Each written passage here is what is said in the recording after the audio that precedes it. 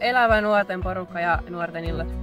Sekä sitten on tosi paljon saa uusia kavereita meidän seurakunnasta ja on todella mukavaa aina nähdä uusia ihmisiä.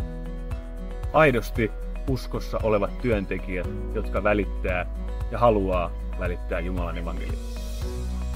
Se on mun kotiseurakunta ja siellä on niin ystävällisiä ja hyviä työntekijöitä.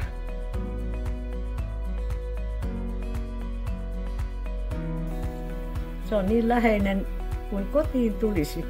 On ystävällisiä ihmisiä ympärillä ja saa tukea ja turvaa. Hämeenkyrön seurakunnan tekee erityisen se, että täällä on ihmisen hyvä olla. Ja se, että täällä annetaan tilaa myös maallikoille.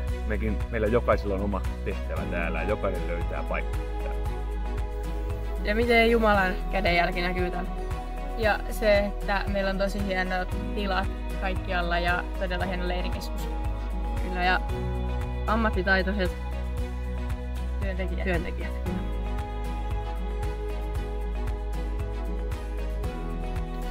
No, omasta vinkkelistä tämä diakoniatyö, kun on tämä majakka ja myötätuuli, niin meidän ikäiset ihmiset, se on niin helppo mennä sinne ja siellä viihtyy. Että se on ihan parasta.